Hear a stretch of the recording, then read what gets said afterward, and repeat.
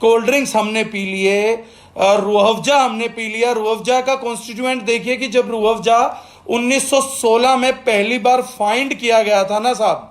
आज मैं एक और गजब की बात आप लोगों को यहां बता देता हूं, क्योंकि जागरूकता फैलाना मेरा काम है और मैं मजहबों के चश्मों से चीज़ों को नहीं देखा करता हूं। तो रूह-अफ़ज़ा का लेकिन मैंने एक चीज़ देखा कि 1907 में या 1916 में बना है। जैसे मैंने कहा कि कुछ पुराने लिटरेचर जो है अब भूल जाता हूं, एग्जैक्ट नहीं याद रहती, लेकिन यह 1907 था या 1916 थी। 1907 या 1916 के बने हुए रूह-अफ़ज़े का फॉर्मुलेशन आपको गूगल पे मिलेगा। एक बार आप उस फॉर्मुलेशन को देखिएगा, एक बार रूह-अफ़ज़ा ब्रांड की पहली बोतल के में देखिएगा कि हकीम साहब ने डाला क्या था, उस चमत्कारिक व्यक्ति ने, उस हमारे बुजुर्ग ने डाला क्या था। जो लोग आज बोलते हैं ना कि बेरी जूस या कॉम्बिनेशन अमेरिकन कंपनियों ने हमारे को दिए हैं, या जेनेस ने कुछ नया बना के दिया, या मोनावी कुछ नया लेकर आई थी। एक बार हमारे यहाँ 1907 के बने हुए रूह-अफ़ज़ा को आप नजर डाल लीजिए, उसकी फॉर्मुलेशन को नजर डाल लीजिए, और शर्म के मारे अगर डूब के ना मरने का मन हो ना हम हिंदुस्तानियों का, तो नाम बदल दीजिएगा। अंग्रेजों ने यहाँ की हीट बर्दाश्त नहीं हो रही थी, उसके लिए एक मेडिकेटेड ड्रिंक बनवाई थी, और उस व्यक्ति ने बेहतरीन आयुर्वेदिक फॉर्मूला दिया था गर्मियों को भगाने का और अंग्रेजों के लिए।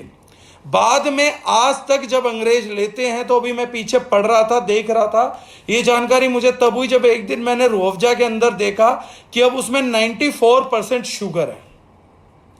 तो मेरे को लगा कि 94% शुगर वाला प्रोडक्ट तो हमारे शरीर को ठंडा रख नहीं सकता।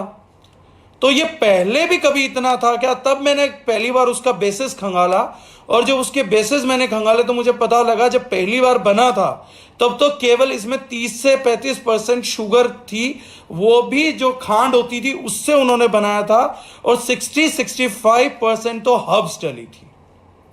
लेकिन बाद में समझ आया कि शायद ये रूह-अफ़ज़ा बनाने वालों की भी गलती नहीं है, ये जो कंज्यूमर बार बार सस्ता सस्ता सस्ता सस्ता चाहता रहा, उस सस्ते सस्ते के चक्कर में 100-110 रुपए 120 रुपए की 1 लीटर या 900 ml की बोतल बनाए रखने के लिए उसमें से रिएक्टिव्स तो घटते गए, एक्टिव्स तो घटते गए, और उसके अंदर चाशनी बढ़ती गई, चीनी बढ़ती गई।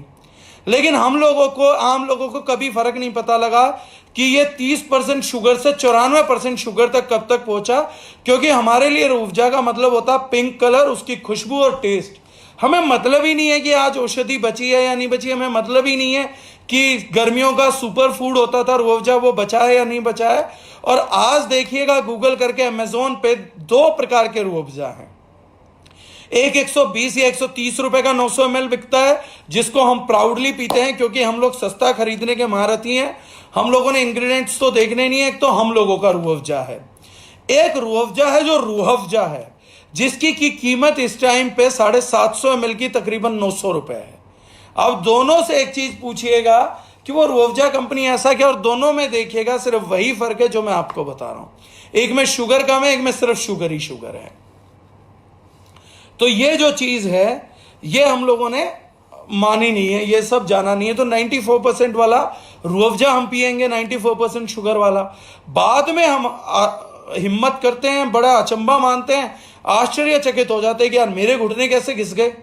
हम वेयर एंड टियर करेंगे, एक्सरसाइज करेंगे, और दूसरे नालायकों से कंपेयर करेंगे, और उसके बाद खुराक नहीं लेंगे और पूछेंगे घुटने कैसे घिस गए। ये सब बेसिस है सर। अगर घुटने बचाने हैं तो इन गलतियों से बाहर आना पड़ेगा। हमें ऐसी चीजें नहीं खानी चाहिए सिंथेटिक, जो कि हमारे ब्लड की बफरिंग को डिस्टर्ब करे। ये बचने के तरीके थे।